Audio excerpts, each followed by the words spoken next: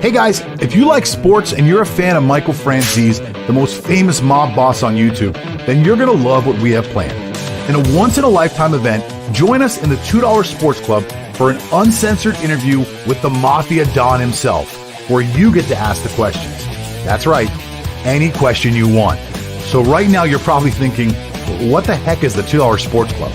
Well, the $2 Sports Club is the hottest thing on the internet right now, with uncut live interviews from some of your favorite stars of sports and culture, articles and videos from some of the hottest up-and-coming writers in sports, and special deals offered to our members that they can't get anywhere else. Now, if you love sports and you love to be in the know, the $2 Sports Club is the place to be. And today, we've got some breaking news. Along with all the amazing content that I just talked about, the $2 Sports Club just signed me, the sports trader, to provide exclusive seminars on predictive sports analytics. I normally charge up to $5,000 for one of my talks, but if you join the $2 Sports Club today, you get those seminars for free, along with all the other great content that I was talking about, including that once-in-a-lifetime interview with Michael Franzese. And that's right, it's only $2. Join today by clicking the link and becoming a charter member today. What are you waiting for? Click the link.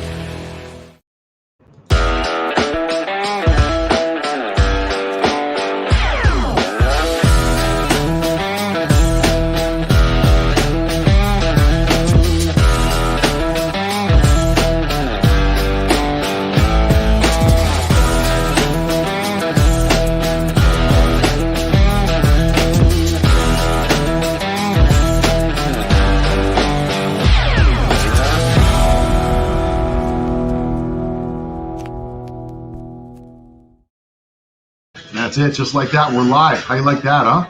Ladies and gentlemen, welcome to the What's on Sports podcast. My name is John Todora. They call me the sports trader. I'm handsome. I've got great eyes. I'm a great conversationalist. Yeah, and this guy over here, this guy right here, is actually head and shoulders above what I said I was. So I'm the sports trader. He's the sports nerd. But what's really cool is this guy right here, Lance Fernandez, this guy right here just got engaged. How you like that, huh? Yep. How about that for an intro, huh? So you popped a question over the weekend, huh? Yeah, an electrifying intro at that. That was nice, right? So before we jump. Yeah, I did pop the question last weekend. No, I've been analyzing sprint through. Okay, so you had told me earlier in the year, maybe like a month ago, you said later this year, I'm going to ask my girlfriend to marry me. I've already got a plan. It's going to be later this year. So it didn't actually go until later this year. It actually happened pretty quick. I think it happened probably within a month of you telling me that, maybe 5 weeks. So did something make this happen faster, or were you just ready, or did you mean when you said later this year, you meant like next week or next month or something? Tell the people that are watching right now who are just here to listen to sports in the shortest way possible. Tell them what was going through your head when you asked this woman to marry you. Why did you do it now? Okay, so I guess the simplest explanation about it is that I just felt it was the perfect timing to do it last Saturday. I was thinking that if I prolong it, all of the things that I've been planning leading to the day might not happen. Actually, it should have happened like a week earlier, like late February, but the wedding ring did not arrive at our house that day, or like a day before the original schedule. So I had to move it 1 week after, and everything just fell into place. The photographers became available, the place became available, and she became available as well. So call it divine providence, but that's the best way I describe it. Everything just fell into place, and there shouldn't be anything that stopped me. It's a go. All right, and for the people out there that are thinking about proposing to their girlfriends, or are just kind of curious and nosy as to what happened, can you please share with us, before we go into sports, what did you say to make her say yes? Okay, so funny that What's on Sports is now becoming What's on Engagement right now. But I got you on the spot. You actually have to answer. Basically, yeah, it's like a sports interview anyway. So Basically, what I said was I was thanking her for 4 years of our relationship, and I said that I wouldn't be satisfied just by being boyfriend girlfriend. That I would like to spend the rest of my life with her. And then Aw. I popped the question. So Aw. yeah, I popped the question. She cried. I did have tears in my eyes, so forced tears of joy Wow. that is. And then she said yes, and then everything is in a bliss. So fun. Good thing that her family, her father and mother were there to witness the entire event. So that adds points to the entire proceedings. Absolutely. Well, congratulations. The Sports Nerd is engaged. We'll keep you guys updated on when the wedding will be. Maybe we'll do a virtual wedding live on the podcast so that everybody can be a part of it. Before we go any further, I just want to let everybody know today's show is sponsored by our $2 Sports Club. You can go over to whatsonsports.com. That is whatsonsports.com. That's our website. You can join the $2 Sports Club today. Help support what we're doing here, as well as giving you some amazing, awesome, fresh content that we provide over at whatsonsports.com, along with some really, really cool stuff. Like, actually, if you join the club this month, you get free access to my best-selling book, which is called The Score Metric Secret. The book is normally $35. It's only $2 a month if you join the $2 Sports Club right now. We also do live seminars over there on gambling, on fantasy, and lots of other really cool stuff, as well as having some really, really great and fantastic guests on board over at the $2 Sports Club. Now, Lance, as you know, we do like to take comments and conversation from the audience and bring it into the show. So a lot of people are giving you props right now. They're saying nice post-engagement interview, and of course this one, nice analysis, Lance. Great job of telling us all about your upcoming nuptials. That was great. Before we go into any of those stories that we plan to talk about, we do have something we call quick fire news, which is basically breaking news, things that have already happened this morning or in the last 24 hours that a lot of sports fans might not be aware of. We're going to go to the Sports Nerd, into the bullpen. He's going to tell us all about the quick fire news for today, March 9th, 2021. Go for it, buddy. Okay, so let's get the ball rolling. We have 3 quick fire news today, John. So first things first, the New England Patriots are starting to do moves in this offseason. They are trading for offensive tackle Trent Brown, formerly of the Las Vegas Raiders. So Brown did rework his deal and agreed to a 1-year, $11 million contract as part of the agreement. But he will now return to the New England Patriots, and in exchange for Brown and a 2022 7th-round pick, the Raiders will receive a 2022 5th-round pick. You know, the Patriots are masters of these under-the-radar moves as always. So how do you see this move impacting New England moving forward? Well, look, if you're New England, you say to yourself, listen, I'll give you a 5th, you give me a 7th. The odds of finding a good player in the 5th and the 7th round are probably pretty much the same, might be slightly different. But for at least the 1 year, I'm going to have a good left tackle that I can build my offense around. So, and I'm bringing in a guy that I'm familiar with. He played in New England before. Brown did have a very good career there.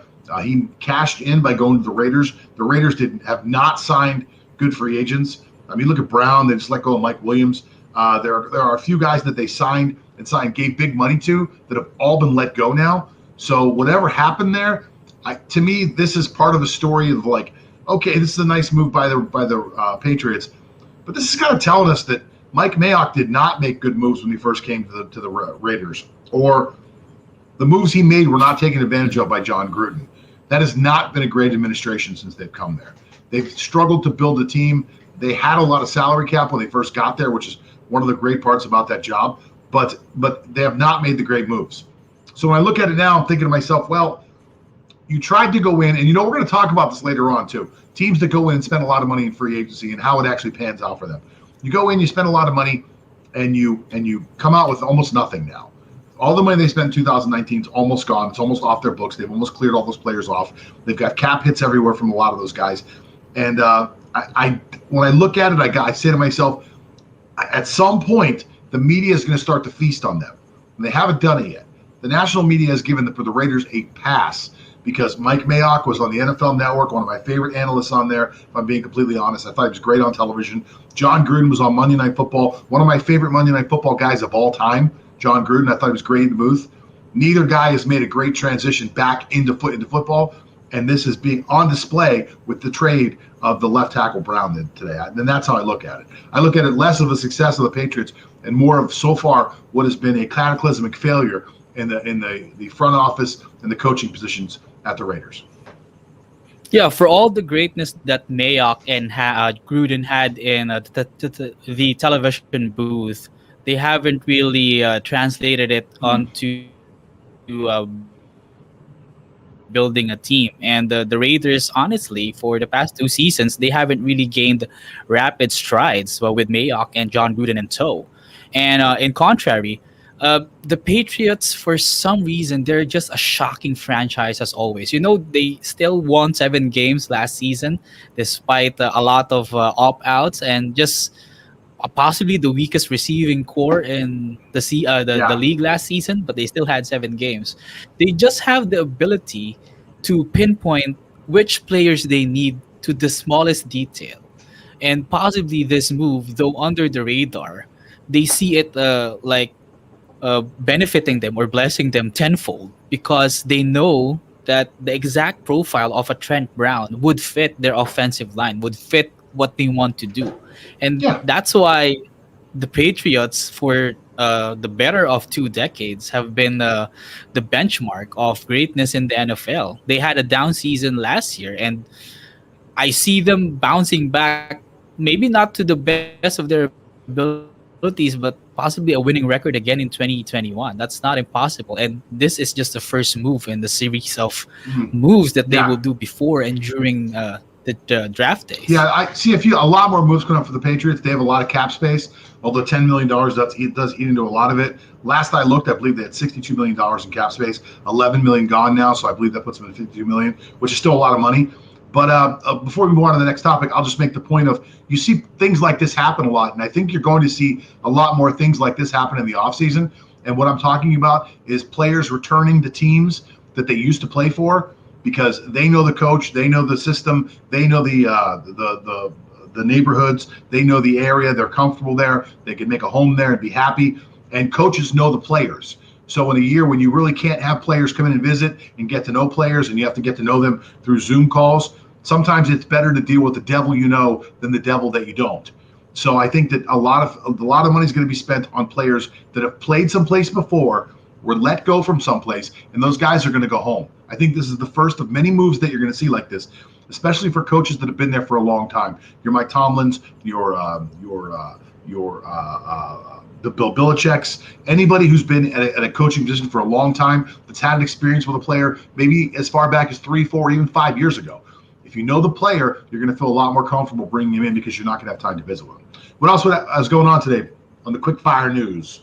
Okay, so another trade coming up. So remember Isaiah Wilson. So he was the former Titan who tweeted, "I'm done with football as a Titan. No further comments." So Tennessee has been disenfranchised with his behavior and his actions that they traded Wilson, their first round pick in 2020, to the Miami Dolphins. So Wilson and the 2022 seventh round pick will be going to Miami in exchange for the Dolphins' 2021 seventh round selection. So will a change of atmosphere do good for a first round selection like Isaiah Wilson? So you on my side, you actually broke up a little bit. You said he doesn't want to be a tight end anymore?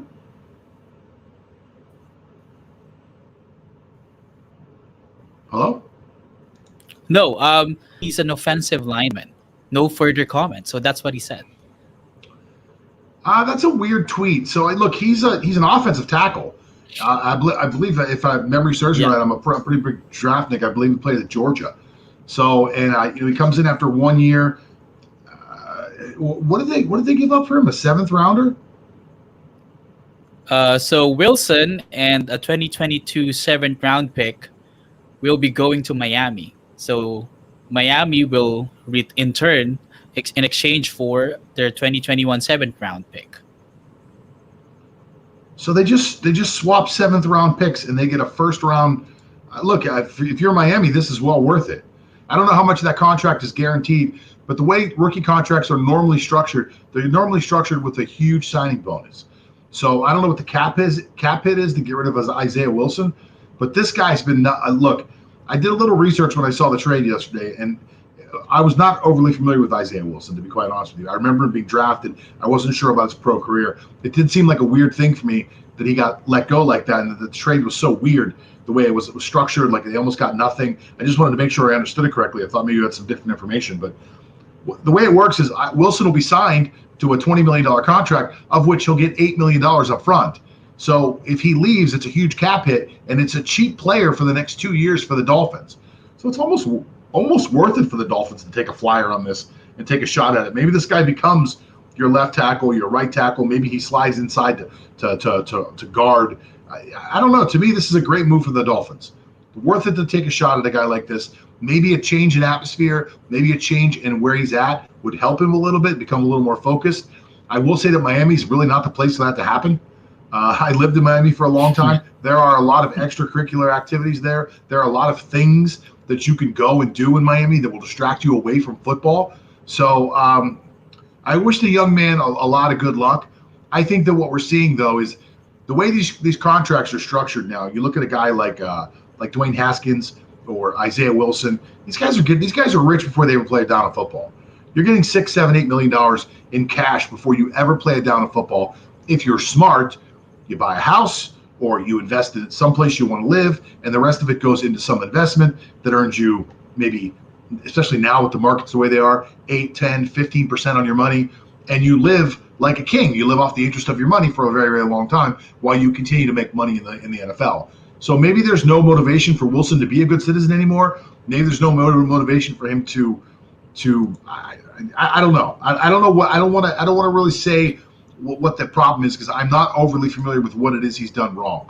All I kept reading was that he did not get along with the coaching staff and that he did not play up to the level that he was supposed to. So, do you have any more information besides that? I guess so before we continue, before I give my comments, so Isaiah Wilson signed a 4-year contract worth 11.56 million. So that's and most of it is guaranteed 11.35. His signing bonus is 5.9 million. And for 2021, he will only have a cap hit of 1.135 million. So that's a big steal for Miami if indeed Isaiah Wilson pans out to be that prospect that is worthy of a first-round selection. Funny that I really don't know the reason why Isaiah Wilson is acting this way. I mean, he's in a good team. I mean, he's in Tennessee. He's a playoff team. And I really cannot pinpoint the reason why. Maybe it's just lack of playing time. He's frustrated because he thinks that he will come in and have some playing time immediately. You know, as always with first rounders, that's always the case, or usually the case that is. So that could be the reason why he is having these tantrums. And because he doesn't have playing time, because Tennessee's O-line is solid, so he just cries and he just complains. And now, hoping that in Miami he gets his due, but he still has to fight it out. I mean, Miami won't win 10 games if not for a good offensive line in front of Tua. They do have solid players there, and he does have to earn his keep as well, even though he has a change in atmosphere. Well, let me just jump in real quick. I just looked it up on ESPN. The right tackle out of the University of Georgia played only 4 snaps his entire rookie season, which culminated on him being placed on the non-football injury list in December, which means he was shut down through all of December, didn't even finish the season being allowed to dress. Before that, Wilson found himself on the reserve COVID-19 list not once but twice during training camp and then again in October. He also had 2 run-ins with the law. The first incident came when the Tennessee State Police broke up an off-campus party Wilson had attended during training camp. Now, right then and there, you're looking at yourself saying to yourself, why is this guy, when it's supposed to be COVID and you're not supposed to go around other people, at a party during training camp when he should be, resting and eating right and getting his body right and getting his mind right for the season? Instead, he's out partying. In their report, the police documented that Wilson went to the second-floor balcony where he appeared to briefly consider jumping. He received a trespass warning. And the second incident occurred when Wilson was arrested and charged with a DUI in September when he lost control of his vehicle and struck a concrete wall. Okay, so when you look at it like that, which information I did not know that I had to look up, sorry for everybody out there that's listening, I had to look it up and read it to you, but when you look at that, you have to think to yourself, well, this guy is just not mature enough to be a football player, an NFL caliber football player. That is such a huge thing that's so often overlooked when these guys are drafted. The maturity level that it takes to be a professional athlete, and the discipline level that it takes to be a guy who's got, like I said, anywhere from $4 to $8 million in the bank suddenly. You're rich. I mean, you're rich. It's more money than you ever thought you were going to make in your whole life, and they gave it to you all at once in your signing bonus. You've got to have discipline to not say to yourself, screw it, I'm in party mode, man. Let's get this party started. Kegs are on me. Let's have a fun. But it's very interesting. I think it's a good move by the Dolphins. It's well worth it for a couple $1 million to take a flyer on this kid for the next 3 years, see if you can turn him into somebody who can actually play some football. What else you got going on today? Yeah, so before we continue, Miami is not apparently the best atmosphere for him with just what you read.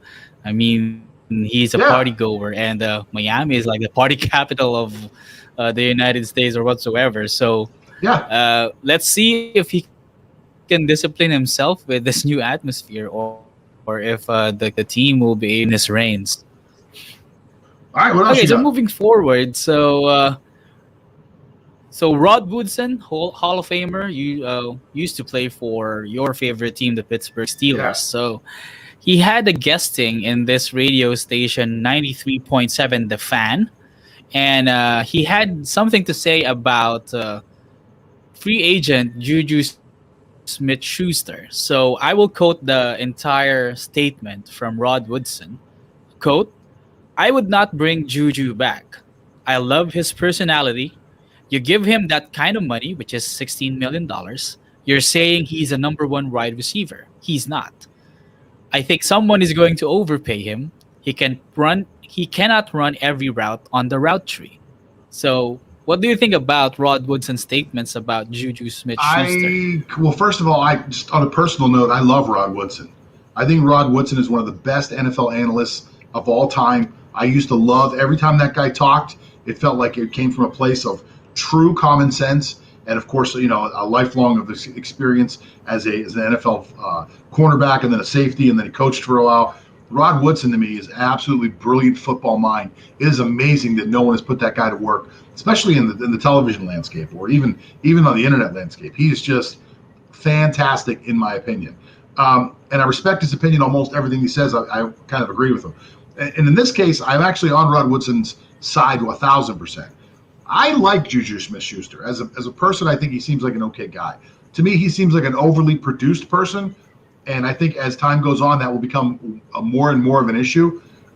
He's far too concerned with, just like before, okay, so I don't want to get overly political, but there was a time when everybody was kneeling for the anthem, and I thought to myself, listen, it's a fine idea, it's a fine sentiment, but you're at work and you shouldn't be doing that. And that's really what my argument is. You're at work and you shouldn't be doing that.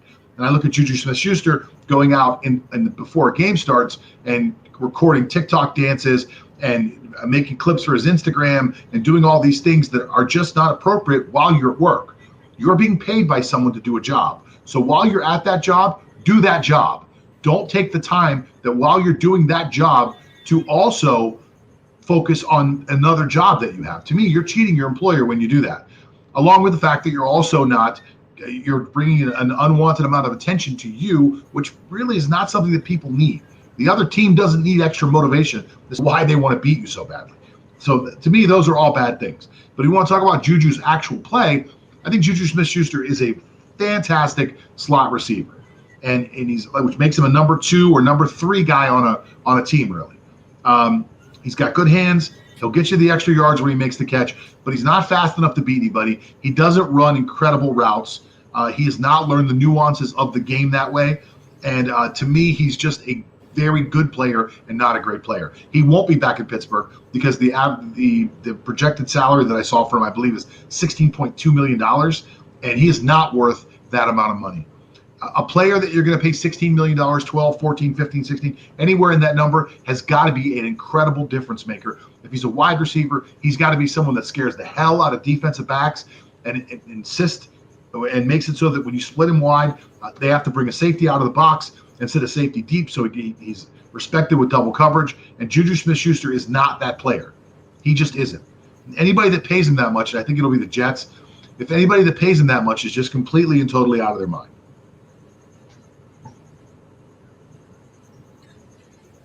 Yeah, totally out of the mind. But apparently, there might be teams that are willing to give that kind of money. I mean, Arizona gave 15 million to JJ Watt, even though he's a shell of himself. So it's highly possible that somebody will give 12 or even like 16 million to Juju Smith-Schuster just because of his name. So take away all of the dancing on the logos of the opposing No, like teams.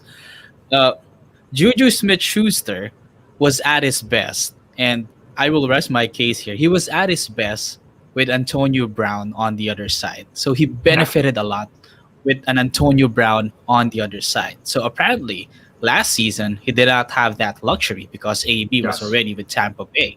He did yes, perform okay, but not as a top receiver. He's not that. And sadly, the Pittsburgh Steelers already have another player who can imitate him, and that is Chase Claypool. I mean, the skill set basically the same, and then you get no, Claypool on a lower budget. no. I disagree. Claypool's skill set is actually much better than Juju's, and that's really where the difference lies. I think on the same team, Chase Claypool has a better skill set. Chase Claypool is a bigger, faster, stronger receiver that can actually beat people downfield. He's a better skill set than Juju Smith-Schuster. Deontay Johnson is actually a better skill set than Juju Smith-Schuster when he catches it. Deontay's just got problems with drops, but Deontay's quicker, faster, gets in and out of breaks faster. He scares the hell out of people. He can get deep. He can do all the things that Juju Smith-Schuster can.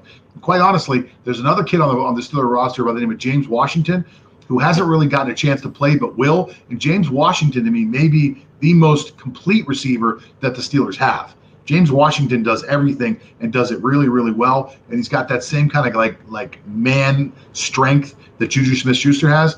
So Juju Smith-Schuster will be replaced very easily in that offensive system, in my opinion.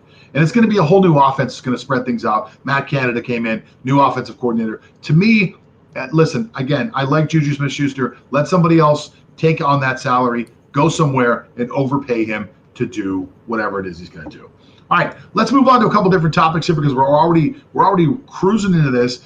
Lance said something really interesting over in our company. We have this thing called Slack. Many people use Slack. If you're unfamiliar with Slack, Slack is a small little app that you can install on your phone. You can install it on your browser, and you can communicate with people inside your company. So we have many different divisions. We're always talking to each other. We have one room that's called the writer's room, and Lance will send things into the writer's room that will talk about these interesting sources that he found along the way. So Lance found something super interesting. And Mike Clay is a writer for the NFL Network, I believe. Am I wrong about that? Who does he write for? Do you remember who Mike Clay writes for? ESPN. Oh, he writes for ESPN. Okay. Mike Clay for ESPN. Yeah. Okay, Mike Clay made an interesting chart that actually talks about each team, and it ranks their current players on their roster. And in doing so, it doesn't rank them individually. It ranks them as a position grouping. So, for example, quarterback gets a ranking, running back gets a ranking, wide receiver gets a ranking, and then it tells us who the best teams are right now and who the worst teams are right now. Now, I want to make sure everyone understands that it's right now because free agency hasn't happened. No one's franchise tagged anybody. We've had no draft. So this is at the moment right now. These rankings will change, but we do want to talk about what Mr. Clay came up with for his best teams, his worst teams, his best position groupings, and his worst position groupings. Lance, I'll let you take over from here. Okay, so first things first. So he divided an entire NFL team into 10 positions, and he gave like a certain criteria or a certain percentage of the grade that he gave per position. Like, for example, for quarterback, he gave it the biggest chunk with 26%, and he only gave 3% for running backs and only 5% for tight ends. So, as granted, if you have a good quarterback, then chances are you have a fantastic team. You have a chance to win, much more like reach the postseason. So he gave them a grade. The highest is 4, and of course the lowest is 0. So he averaged everything to have per position ranking, and then he averaged the ranking of both offense and defense, and then came up with the overall ranking. So apparently, this list does not include free agents. So these are just players that are still under contract and the team. So granted that he has done that. Fascinating though, at Yep. quarterback, he has the Chiefs at a perfect 4.0, even though Aaron Rodgers Yeah. is the most valuable player last season, Yes. and the Packers are just at 3.9 at second place. Because, like I've said before, So Patrick at running Mahomes is back, easily the most overvalued player in the NFL, probably from now and for the next 10 years. But go ahead. yeah. So that's for quarterback, and at running back, I guess this is accurate enough.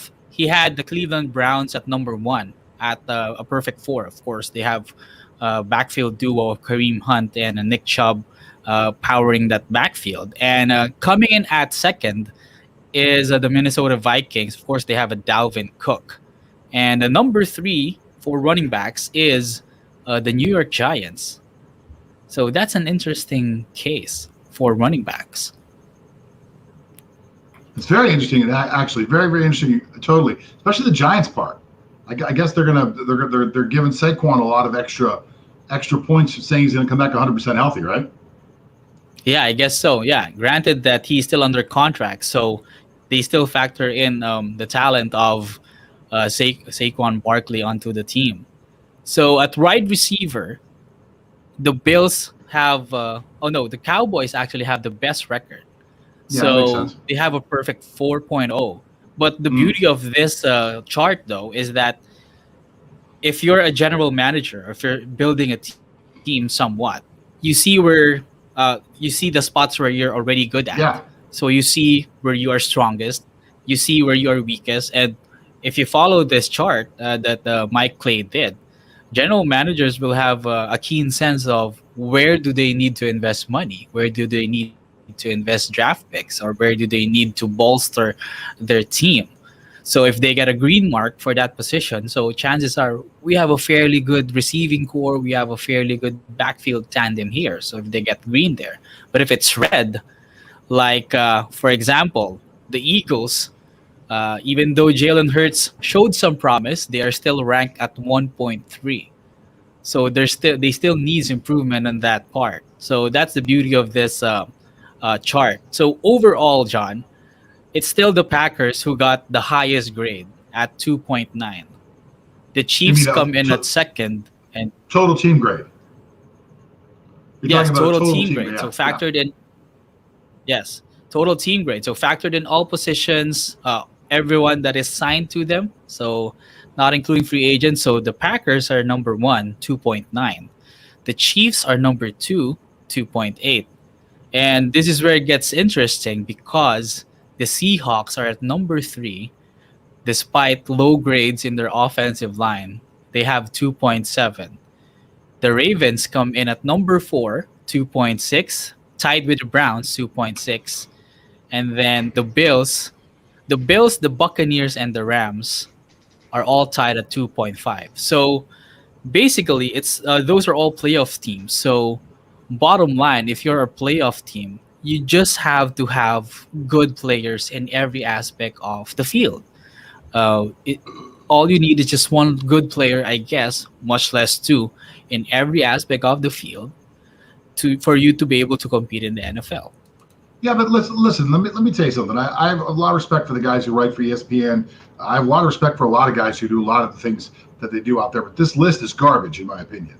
As I'm looking through it while you're talking, and you had to know I was going to shit on it because I'm a big fan of analytics, but I don't understand where he gets a lot of these numbers from. So like I'll just deal with the team, and to me, I always look at this. This is my picture looking outside at the way the national media looks and investigates into different teams.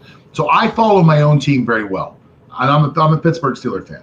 I probably know more about my team than I know about any other team in the NFL. And I know a lot about my team, and I'm honest about my evaluations of things. Now, I'm not saying my evaluation of things is always perfect, but I believe my evaluation of things is far more honest than what you get from a national media.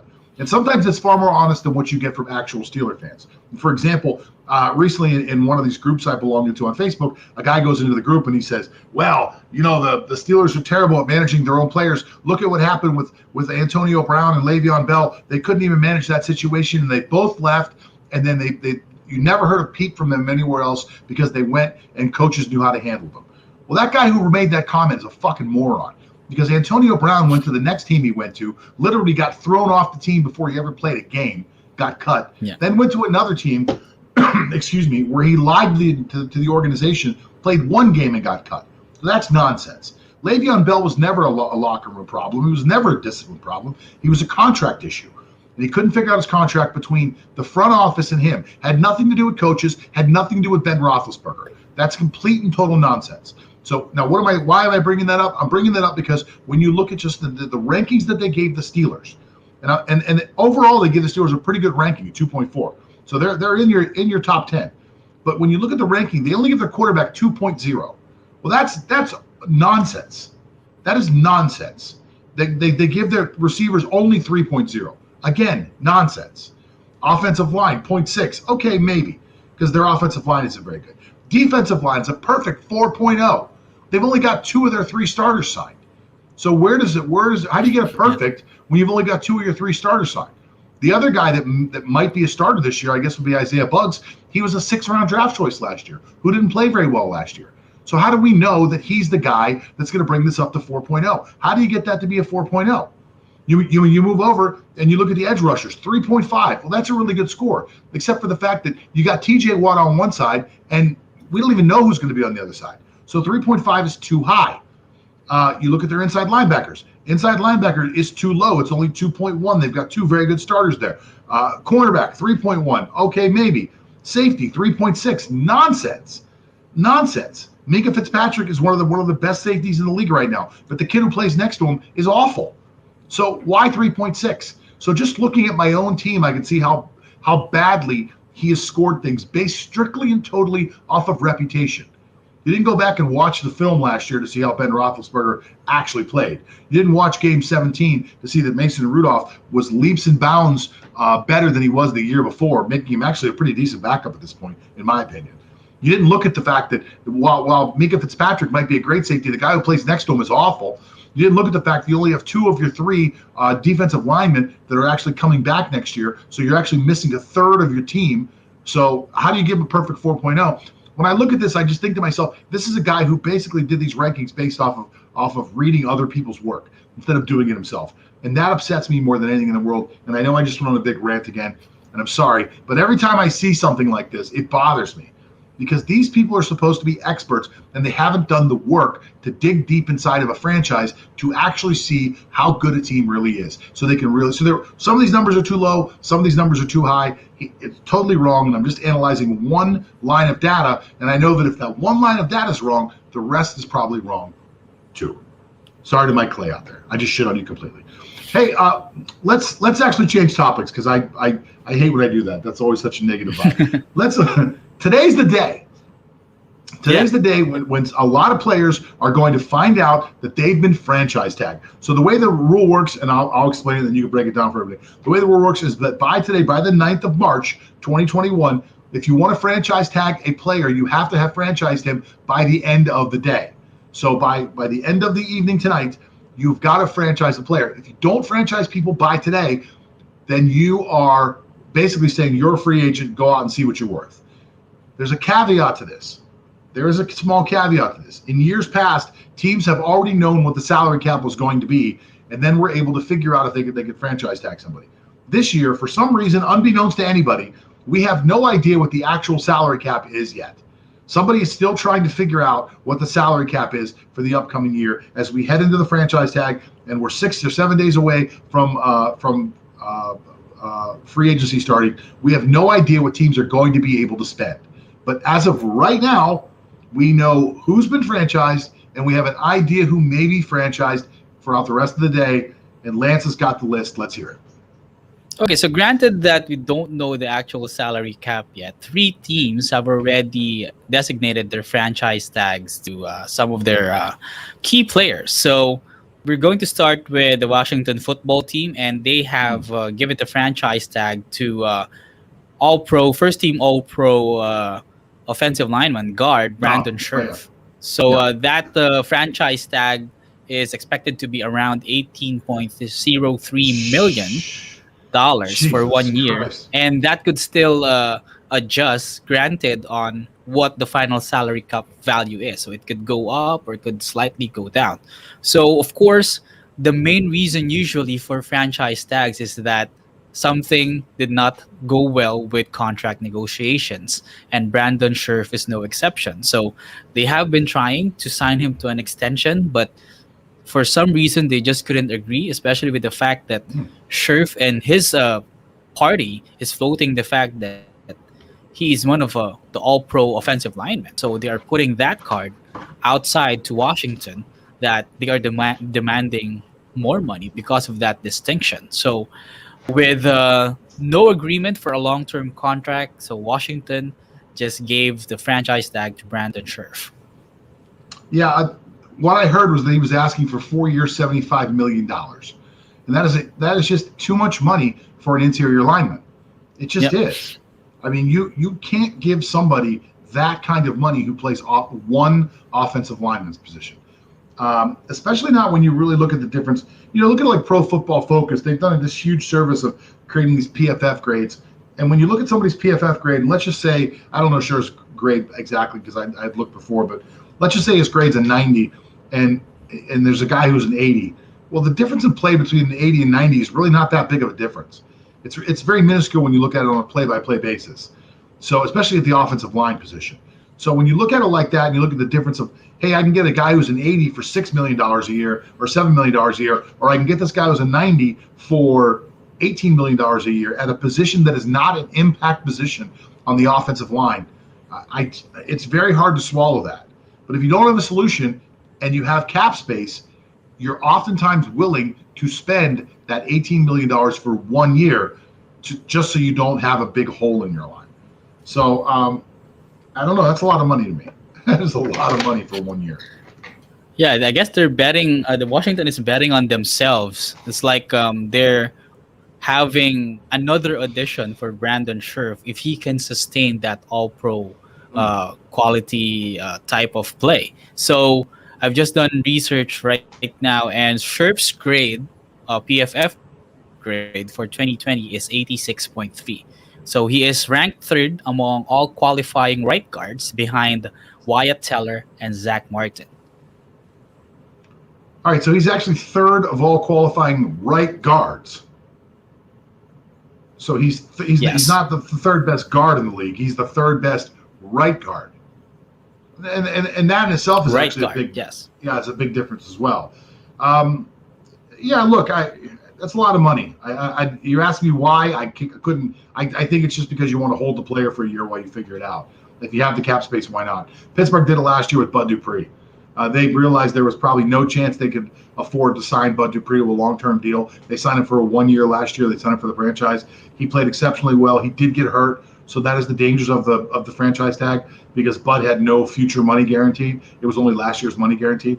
But again, I think he made like $17 million last year. So if you can't figure that out, even if your career ends, if you can't figure out how to manage $17 million plus what you made in your previous contract, then you're basically a moron. So that's how I feel about that. Anyway, who's next? Yeah. Okay, so next on the list, another guy that benefited from another talented teammate leaving the fold, and this is Marcus May of the New York Jets. So, of course, we all know that Jamal Adams went to the Seattle Seahawks, and he just emerged as one of the better safeties in the National Football League. So he was given the franchise tag by the Jets, and he is expected to earn $10.5 million for 1 year. So granted that you've mentioned the Pro Football Focus already, Marcus May has a PFF grade of 82.8, which is a career high. So he did good in his season as the top safety for the Jets. However, just like Brandon Scherf, they couldn't agree to a long-term agreement. That's why New York, given his talent, just gave him the franchise tag. Wow. Well, listen, $10 million is not bad. I look at somebody getting $10 million on a franchise tag. I'm like, we could probably suffer our way through that. But when you think of $10 million this year, when the entire cap looks like it's going to be somewhere around 180, 185, it's almost 5% of your money. 5% of your allocated cash that you could spend. It's a little more than that, probably like 6.5%. 6.5% of your allocated cash allowance that you're going to be spending on one single player. He has got to be a difference maker. He has got to be a huge difference maker. And look, this kid played really well last year. He earned himself a new contract. I'm not sure if he earned himself $10 million, though.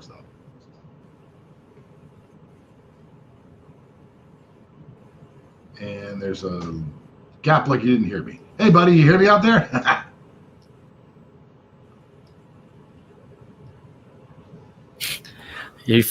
Seems like you're freezing right now, John. So what was it you were saying?